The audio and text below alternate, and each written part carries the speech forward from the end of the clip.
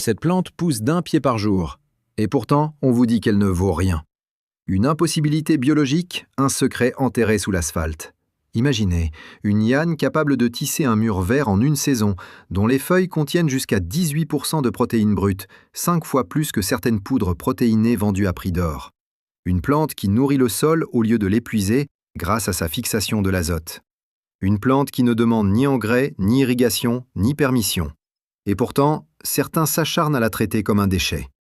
Ce qu'ils ne veulent pas que vous sachiez, c'est que cette même liane, connue sous le nom populaire de kudzu et en latin Pueraria montana var. Lobata, était autrefois considérée comme un trésor, un rempart vivant contre la faim, un or végétal. Aujourd'hui, on l'insulte, on la pourchasse, on la déracine. Hier encore, on la vénérait. Le conflit est là. Comment une plante célébrée pendant des millénaires a-t-elle pu devenir l'ennemi public numéro 1 ? Comment un super-aliment qui poussait littéralement sous les pieds des peuples anciens s'est-il transformé en mauvaise herbe pour les gouvernements modernes ? La réponse est enfouie dans des archives oubliées, des archives que nous allons rouvrir. Retour en arrière, bien plus loin que l'Amérique, bien plus loin que l'Europe. Direction l'espace post-soviétique, là où les récits agricoles se transmettent comme des contes. Ukraine centrale, région de Poltava. Année 1919. Les villages sont encerclés par la guerre civile, les entrepôts sont vides, les récoltes brûlées. Les famines sévissent. Et pourtant, certains hameaux tiennent, mystérieusement. Les anciens racontent que leurs grands-parents avaient appris de marchands kazakhs à reconnaître une liane sauvage poussant au bord des ravines, une plante aux racines monstrueuses, capable de nourrir une famille pendant des semaines. Les femmes la râpaient, en extrayaient une fécule blanche qu'elles cuisinaient comme un kisel nourrissant. C'était le kudzu, Pueraria montana, variété Lobata, acclimaté depuis longtemps, discret, ignoré des botanistes officiels, mais vivant dans les mémoires rurales. Plus à l'est, dans les montagnes du Kazakhstan, les bergers racontaient que leurs chevaux repéraient instinctivement cette plante qui redonne force. Pendant les hivers terribles de 1942, durant la Seconde Guerre mondiale, lorsque les convois de nourriture ne parvenaient plus aux villages isolés, la racine géante de kudzu aurait sauvé des dizaines de familles. Les récits parlent d'enfants malades remis sur pied grâce à une simple bouillie faite de cette poudre blanche. Les médecins militaires n'y comprenaient rien. Comment une plante soi-disant inutile pouvait-elle être si nourrissante ? Ce qu'ils ne voulaient pas que vous sachiez, c'est que sa composition, inconnue du grand public, dépassait largement les standards nutritionnels modernes. Car voici la révélation scientifique. Ces feuilles contiennent 15 à 18% de protéines brutes, l'équivalent d'un steak végétal gratuit poussant chaque jour de près de 30 cm. Ces racines, parfois grosses comme un tronc, renferment une fécule d'une pureté extrême, riche en glucides complexes, en minéraux rares et surtout en isoflavones naturels. L'une d'elles, la puérarine, atteint des teneurs mesurables en dizaines de milligrammes par portion, bien plus que dans de nombreux compléments alimentaires vendus en pharmacie. Ces fibres soutiennent le microbiome intestinal, ces feuilles captent l'azote de l'air, transforment la lumière en matière nutritive avec une efficacité que certains botanistes qualifient encore aujourd'hui d'anomalie écologique. Une plante qui se fertilise elle-même, une impossibilité biologique qui met mal à l'aise ceux qui vivent de la vente d'engrais. Alors pourquoi ce super-aliment n'est-il pas dans les rayons des supermarchés ? Pourquoi disparaît-il derrière des slogans sur des produits ultra transformés ? Parce que la nature ne peut pas être brevetée. Parce que Pueraria montana variété Lobata ne paie pas de royalties. Parce que Big Pharma préfère synthétiser des molécules isolées plutôt que de laisser les gens accéder à une racine qui repousse chaque année sans coût. Parce que Big Ag ne peut pas vendre un abonnement pour un sol déjà fertilisé gratuitement par une simple liane. Ce qu'ils ne veulent pas que vous sachiez, c'est qu'une plante autonome est une menace. Pas pour les écosystèmes, mais pour les marges bénéficiaires. Et pourtant, comment la reconnaître, cette liane que l'histoire a tenté d'enterrer ? Tige souple, verte, parfois rouge selon la saison. Feuilles trilobées, larges comme la main, d'un vert intense.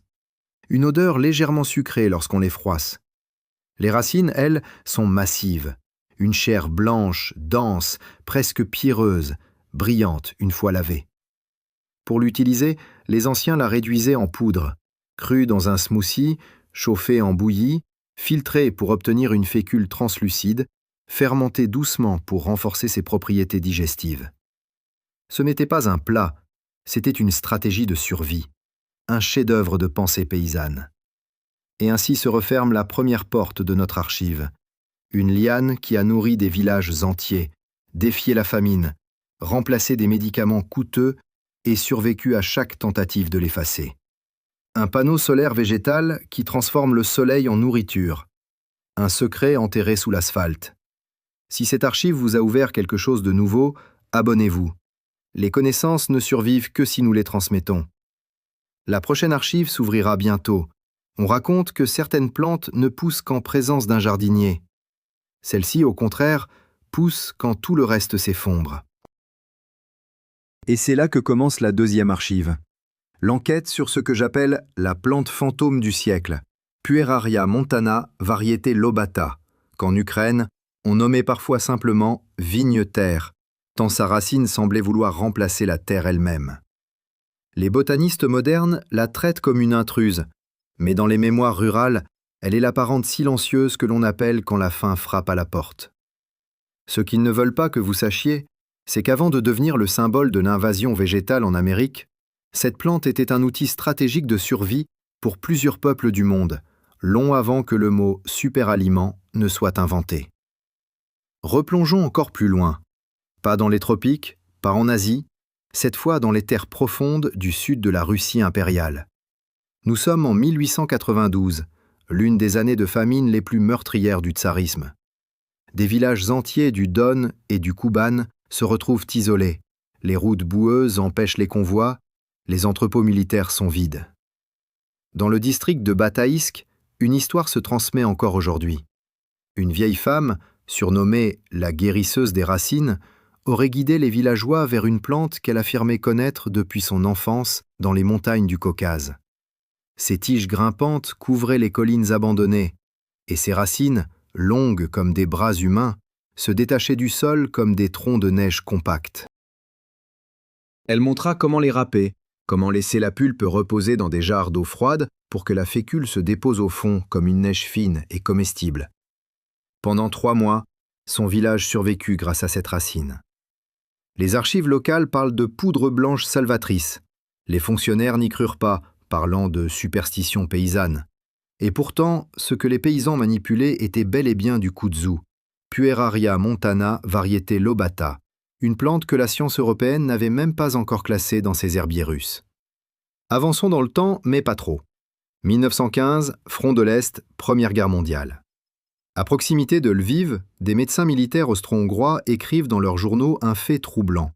Plusieurs unités cosaques en manque d'approvisionnement semblaient ne jamais manquer d'énergie. Lors des interrogatoires amicaux, l'un des officiers cosaques exhiba une racine séchée qu'il mâchait en cachette. Il affirma qu'elle arrêtait la faim, qu'elle éclairait la tête et qu'elle donnait de la force au ventre. On croyait à une légende. Jusqu'à ce qu'un médecin analyse grossièrement la substance et note « forte teneur en amidon, saveur neutre, effet stimulant modéré ». Ce qu'il ne savait pas, c'est que la racine contenait des isoflavones naturels, les mêmes molécules que les laboratoires du XXIe siècle testent pour leurs effets sur le métabolisme et potentiellement la modulation de certains circuits comportementaux. Une plante de soldat, une plante de faim, une plante de routes effacées, voilà ce qu'était le kudzu avant qu'on ne décide d'appeler cela une mauvaise herbe. Mais entrons dans la section scientifique de l'archive, celle qu'ils ne vous montrent jamais dans les publicités vitaminées. La racine fraîche de Pueraria montana variété lobata contient des glucides complexes capables de stabiliser l'énergie sur plusieurs heures. Sa teneur en fibres insolubles atteint des valeurs élevées, environ 10 à 12% sur matière sèche. Ces isoflavones peuvent atteindre plusieurs dizaines de milligrammes par gramme de poudre, dépassant souvent les taux des compléments alimentaires à base de soja vendus en pharmacie. Ces feuilles, elles, surpassent la plupart des légumes verts courants en teneur protéique. Là où un épinard de supermarché tourne autour de 2 à 3% de protéines fraîches, le kudzu affiche en moyenne 15%, parfois 18%, une différence biologique qui défie la logique de l'agriculture industrielle. Et ce n'est pas tout. La plante fixe l'azote atmosphérique, créant littéralement ses propres engrais, sans les sacs colorés de Big Agay sans additifs, sans nitrates. Une impossibilité biologique pour un système qui vit de la vente d'intrants. Et pourtant, la nature n'a pas besoin de leur permission. Bien sûr, cette abondance dérange, car si une plante peut pousser 1 pied par jour, nourrir un sol appauvri, produire une racine médicinale, et tout cela sans arrosage ni produits chimiques, alors à quoi servent les entreprises qui prétendent être indispensables pour nourrir la planète? Ce qu'ils ne veulent pas que vous sachiez, c'est que le kudzu ne se vend pas. On ne peut pas le breveter. On ne peut pas en faire une propriété intellectuelle. On ne peut pas contrôler une plante qui repousse même après des décennies. Voilà le véritable conflit économique. Pueraria montana, variété lobata, n'est l'esclave de personne. Et ça, aucun conseil d'administration ne peut l'accepter. Mais avant de poursuivre, vous devez savoir comment la reconnaître dans la nature, car cette archive n'est pas seulement une histoire, c'est un guide. Sur les pentes d'Ukraine, de Russie ou du Kazakhstan, on la repère à ses tiges longues, parfois épaisses comme un doigt d'enfant, capables de s'enrouler autour des clôtures. Ces feuilles, presque triangulaires, sont divisées en 3 lobes visibles. Leur texture peut être légèrement douce au toucher, presque veloutée. En été, les grappes de fleurs, parfois rosées ou pourpres selon les souches régionales, dégagent une odeur douce rappelant le miel ou le raisin. Les racines, quant à elles, peuvent dépasser les 50 kilos. Lorsqu'on les coupe, la chair est blanche, humide, féculente. Une matière première brute, un lingot alimentaire directement extrait du sol. Et comment l'utiliser? Simple. Les jeunes feuilles se mangent crues, comme une verdure sauvage. En smoothie, elles apportent une puissance minérale rare. En décoction, leurs fibres deviennent un tonique doux. La racine, elle, se râpe, se rince, se décante. On récupère la fécule. On peut en faire un gel, une crème, un épaississant naturel. Certains villages kazakhs la fermentaient légèrement pour créer une boisson lactoacide utilisée comme remède intestinal. Loin des capsules hors de prix et des poudres synthétiques, cette plante est un laboratoire vivant.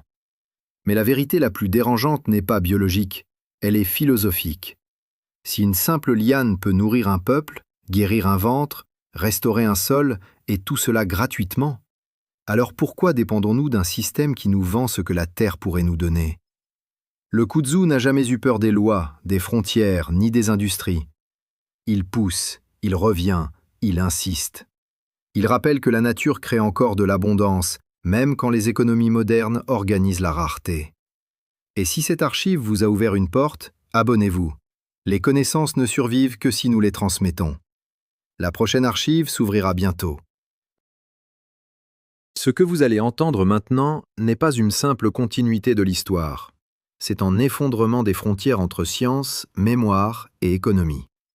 Car Pueraria montana, variété lobata, que les anciens des steppes appelaient parfois racine tonnerre pour sa capacité à ressusciter un sol mort, possède un dossier biologique qui ferait pâlir n'importe quel superaliment moderne. Et pourtant, dans nos supermarchés, dans nos pharmacies, vous ne la trouverez pas. Pourquoi? Parce que la nature gratuite est la seule concurrence que l'industrie n'a jamais réussi à écraser. Pour comprendre la profondeur de ce conflit, il faut remonter aux années 1930, mais pas aux États-Unis, aux zones agricoles de Ukraine, de Kazakhstan et de Russie. Dans ces régions, les ingénieurs agronomes soviétiques cherchaient désespérément des plantes capables de pousser sur des terres épuisées par les guerres, les sécheresses et les erreurs politiques. Ils observaient, testaient, fouillaient chaque vallée. Dans un rapport oublié, rédigé en 1934 dans un institut de botanique de Kharkiv, un chercheur mentionne une liane d'origine inconnue, dotée d'une croissance anormalement rapide, capable de régénérer les sols grâce à des nodules fixateurs d'azote. Le mot kudzu n'apparaît nulle part. Pourtant, la description correspond exactement à Pueraria montana, variété lobata. Ce qu'ils ne voulaient pas écrire noir sur blanc, c'est que cette plante rendait obsolète leur programme d'engrais azotés en développement. Une impossibilité biologique pour une bureaucratie qui ne comprenait que les chiffres des usines. Scientifiquement, la plante est une anomalie. Sa vitesse de croissance, jusqu'à 30 cm par jour, est comparable à un panneau solaire vivant. Ses feuilles captent la lumière, la convertissent en protéines à un taux que peu d'espèces végétales peuvent égaler. Lorsque les producteurs de compléments alimentaires se vantent d'obtenir 12% de protéines dans leur poudre verte premium, le kudzu, lui, en offre 15 à 18%, gratuitement. Dans ses racines, on retrouve des concentrations d'isoflavones, puérarine, daidzine, daidzéine, qui dépassent parfois 100 mg pour 100 g de matière fraîche. Comparez cela aux comprimés en pharmacie, souvent moins de 15 mg par dose, mélangés à des additifs, stabilisants, agents anti-agglomérants. La racine de kudzu, elle, est brute, entière, pure. Le genre de plante qui mettrait en faillite un rayon entier de compléments alimentaires si elle devenait populaire. Et ce n'est que la surface. La puérarine, principal composé actif, possède une affinité biologique particulière avec certains récepteurs du système nerveux. Là où d'autres molécules provoquent une réaction violente, la puérarine agit comme un atténuateur, un modulateur silencieux, capable d'adoucir des signaux internes trop intenses. Dans plusieurs expériences cliniques, elle a montré la capacité de réduire certains comportements compulsifs, sans dépendance, sans effets secondaires lourds, sans brevet possible. Ce qu'ils ne veulent pas que vous sachiez, c'est qu'une simple racine sauvage pourrait potentiellement entrer en concurrence avec des traitements pharmaceutiques milliardaires, et qu'elle pousse gratuitement dans une forêt humide. Mais revenons au terrain, là où l'histoire se fait réelle. Dans les années 1960, en Biélorussie, des villages isolés dans la région de Vitebsk racontent qu'après des pluies torrentielles, une seule plante continuait de prospérer sur les collines lessivées. Les anciens l'appelaient « la liane qui boit la lumière ». Elle couvrait les pentes d'un vert tellement dense qu'on croyait à un tapis végétal tissé par une main invisible. Les animaux se précipitaient pour en manger les jeunes pousses, les enfants cueillaient les fleurs violettes et sucrées pour en faire des infusions. Ce qu'aucun fonctionnaire ne comprenait, c'est que ces communautés rurales utilisaient intuitivement une plante que l'on allait plus tard criminaliser ailleurs. Pendant que certains pays la pulvérisaient de produits chimiques, les villages biélorusses la traitaient comme une bénédiction sauvage. C'est ici que le complot économique devient évident. Big Ag vend des engrais, mais le kudzu fabrique son propre azote. Big Pharma vend des extraits synthétiques, mais le kudzu possède des molécules naturelles bien plus complexes. Les industries agrochimiques vendent des herbicides, mais le kudzu n'a pas besoin d'herbicides. Il survit, repousse, résiste. Dans un système construit sur la dépendance, une plante autonome est une menace. Voilà pourquoi elle disparaît des rayons. Voilà pourquoi les gouvernements la classent comme indésirable. Voilà pourquoi personne ne finance des campagnes pour la faire connaître. La nature ne peut pas être brevetée, mais elle peut être censurée. Maintenant, parlons pratique. Comment identifier Pueraria montana, variété lobata, sur les terres post-soviétiques?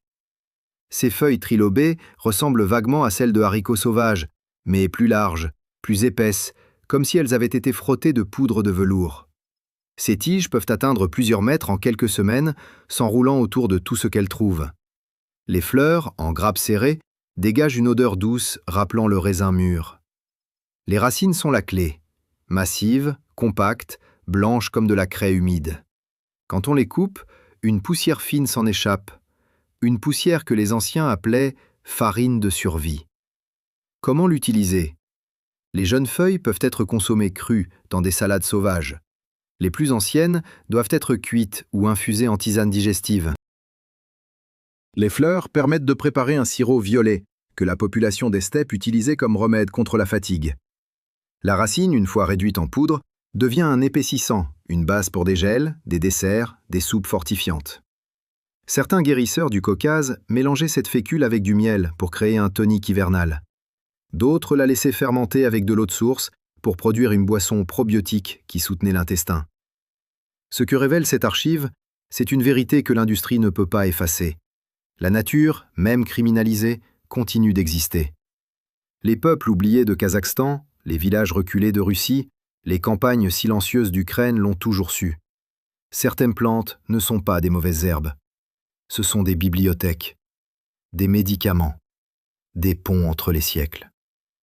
Et si cette archive a réveillé quelque chose en vous, abonnez-vous. Les connaissances ne survivent que si nous les transmettons. La prochaine archive s'ouvrira bientôt. Ce que vous allez lire maintenant n'est pas seulement une extension de l'histoire, c'est le moment où le puzzle se réassemble, où l'on découvre que Pueraria montana variété lobata n'est pas une anomalie végétale, mais une leçon politique que les anciens connaissaient instinctivement. Une plante qui défie l'économie moderne, non pas parce qu'elle est dangereuse, mais parce qu'elle est libre. La liberté biologique est le véritable scandale de cette archive. Revenons dans les années 1970, mais pas en Amérique. Dans les zones rurales de Kazakhstan, où des biologistes soviétiques parcouraient les massifs montagneux pour recenser des plantes capables de pousser dans les sols les plus pauvres.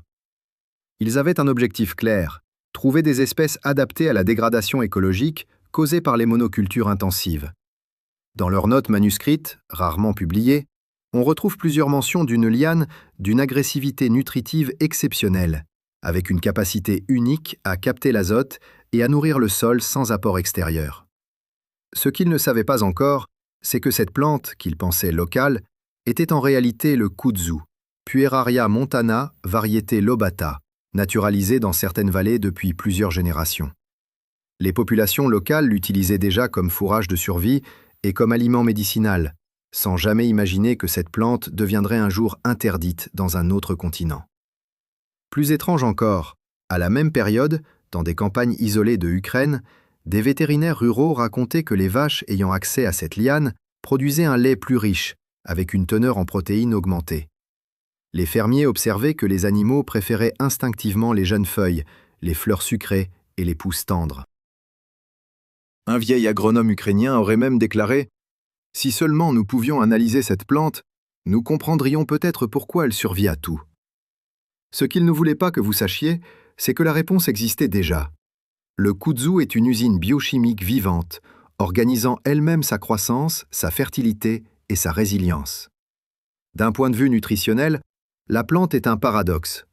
Ses feuilles contiennent des antioxydants polyphénoliques 4 à 5 fois plus élevés que ceux du thé vert industriel.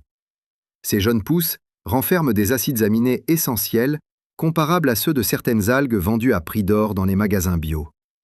Sa racine, immense, profonde, régénératrice, est un réservoir d'énergie longue durée. Elle contient une fécule ultra purifiée, presque cristalline, dont la capacité de gélification dépasse largement celle de la fécule de pommes de terre ou de maïs. La comparer aux produits courants n'a même plus de sens. Là où l'arrowroot du commerce contient environ 8% de fibres et des traces d'isoflavones, le kudzu en contient parfois plusieurs centaines de milligrammes par kilogramme. Une impossibilité biologique pour l'industrie qui préfère vendre des poudres raffinées et des substituts synthétiques. Mais le véritable cœur du mystère scientifique réside dans la fixation de l'azote. Le kudzu ne se contente pas de survivre, il transforme le sol. Ses racines hébergent des bactéries symbiotiques qui puisent l'azote de l'air et le convertissent en nutriments disponibles. En termes simples, la plante crée ses propres engrais. Là où des hectares entiers exigent des tonnes de nitrates industriels, une seule liane de kudzu enrichit le sol naturellement, sans intervention.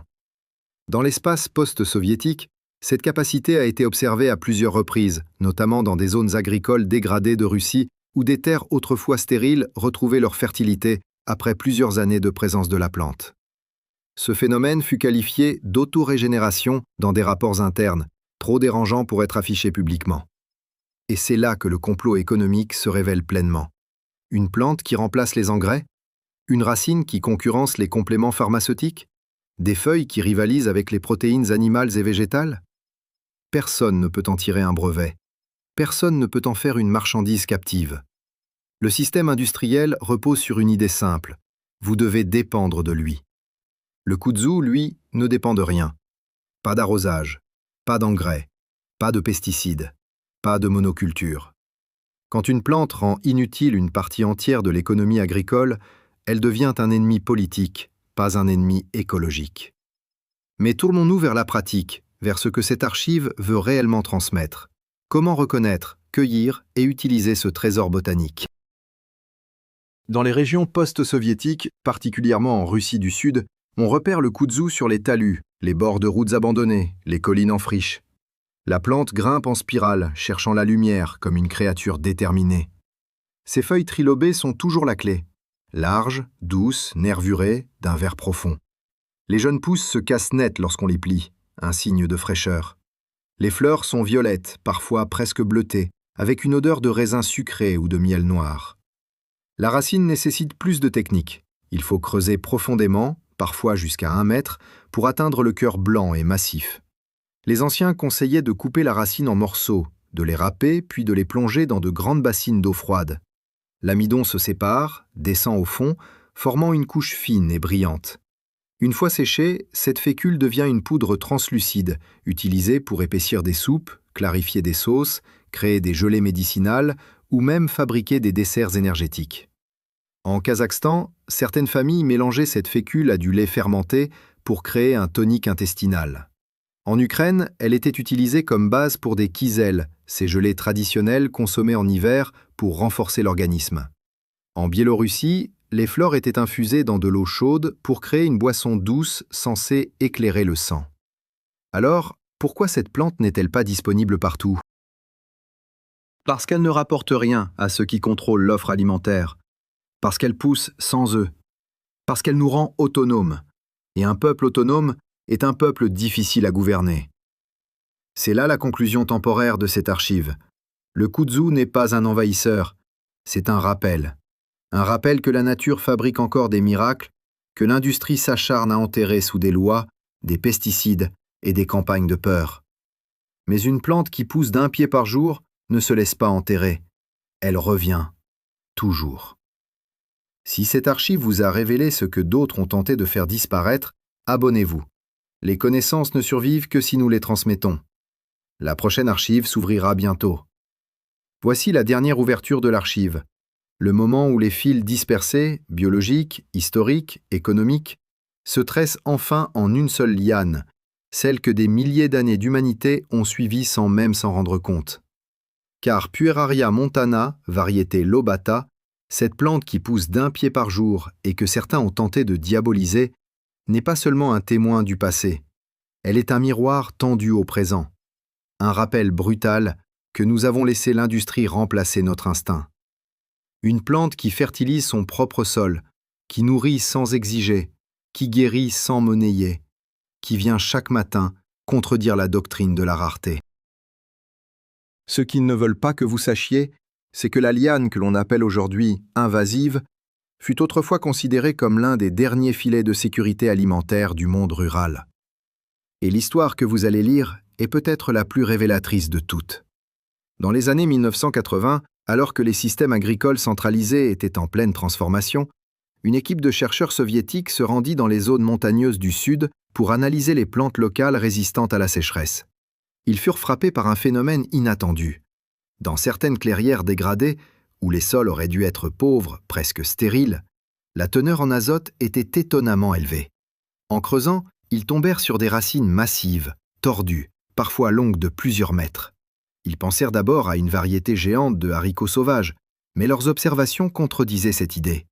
La plante grimpait, colonisait, transformait. Elle ne se contentait pas de survivre, elle restaurait. À cette époque, on ne parlait jamais publiquement de kudzu dans l'espace soviétique, car la plante n'avait pas encore été identifiée comme telle par les botanistes locaux. Mais dans les villages, on connaissait son utilité depuis longtemps. Les anciens racontaient que même la terre morte finit par respirer là où pousse cette liane. Une phrase qui résonne aujourd'hui comme une vérité biologique.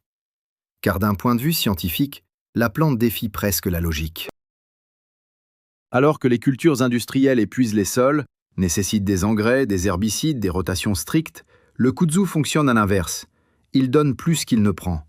Ses nodules racinaires captent l'azote atmosphérique, le transforment et le redistribuent au sol. Sa masse foliaire dense protège la terre contre l'érosion. Sa racine, en plongeant profondément, aère les couches du sous-sol. Imaginez cela, une plante qui s'améliore elle-même. Une plante dont l'existence même contredit toute l'économie des intrants chimiques. Une impossibilité biologique pour les industries qui dominent l'agroalimentaire moderne. Mais ce que personne ne vous dit, c'est que les propriétés chimiques du kudzu vont bien au-delà de la nutrition. Sa racine contient une famille d'isoflavones dont la structure moléculaire complexe attire l'attention de la recherche biomédicale depuis des décennies. La puérarine, notamment, possède la capacité de moduler certaines voies nerveuses impliquées dans les comportements de dépendance. Mais contrairement aux molécules pharmaceutiques, qui nécessitent des laboratoires, Des brevets, des adjuvants, la puérarine existe librement dans la racine, parfaitement stable, produite par la plante sans intervention humaine. Ce qu'ils ne veulent pas que vous sachiez, c'est que la nature fabrique déjà des substances actives que des multinationales tentent de synthétiser à grands frais pour les revendre ensuite. Et si la racine est un laboratoire, les feuilles sont une réserve stratégique. Avec leurs 15 à 18% de protéines brutes, elles surpassent la majorité des légumes vendus en magasin. Les antioxydants qu'elles contiennent dépassent souvent ceux des thés verts commerciaux, pourtant mis en avant comme des élixirs modernes. Les jeunes feuilles, tendres et légèrement citronnées, constituent un ingrédient nutritionnel oublié que les populations rurales utilisaient pour se maintenir en forme durant les périodes de rationnement. Une grand-mère des steppes racontait que 3 poignées de feuilles fraîches valent plus qu'un repas entier. Était-ce une exagération ? Peut-être. Mais les analyses modernes tendent à lui donner raison. Densité minérale élevée, fibres régulatrices, chlorophylle abondante, glucides lents. Ce que l'on vend aujourd'hui sous forme de poudre superfood, la plante le produit gratuitement. Pour les fleurs, c'est une autre histoire. Leur parfum, semblable au raisin mûr ou à un miel sombre, en fait un ingrédient délicat dans les sirops et infusions. Certaines populations rurales en faisaient une boisson fermentée légère, utilisée comme tonique. Les guérisseurs de montagne affirmaient que ce breuvage éclaircissait l'esprit et régulait le cœur, ce qui semble correspondre aux effets calmants observés dans certaines études contemporaines. Encore une fois, une ressource gratuite, polyvalente, ingérable par la logique industrielle. Mais parlons maintenant du cœur politique de cette archive. Pourquoi, alors que cette plante nourrit, soigne et restaure, est-elle absente de la consommation moderne? Pourquoi est-elle décrite comme une menace, alors qu'elle fut autrefois un trésor? Parce qu'elle contredit tout ce sur quoi repose notre économie alimentaire. Le kudzu ne nécessite aucun engrais, les industries d'intrants y perdent. Aucun pesticide, les fabricants de produits chimiques y perdent. Aucune irrigation coûteuse, les systèmes énergétiques y perdent. Aucun brevet, les multinationales pharmaceutiques et agroalimentaires y perdent. C'est la nature dans sa forme la plus dangereuse, autosuffisante. Ce qu'ils ne veulent pas que vous sachiez, c'est que la plante n'a pas été combattue pour des raisons écologiques. Elle l'a été pour des raisons économiques. Et pourtant, malgré tout, le kudzu renaît. Dans certains villages, il est encore récolté. Dans des cuisines expérimentales, sa fécule revient pour épaissir des sauces et confectionner des desserts translucides. Dans des cercles de chercheurs indépendants, la plante est étudiée avec un mélange d'admiration et d'humilité. Et sur les terrains abandonnés, les talus oubliés, les collines silencieuses, elle pousse. Inépuisable. Indifférente aux lois, aux interdictions, aux campagnes de peur. Voici donc la conclusion de cette archive.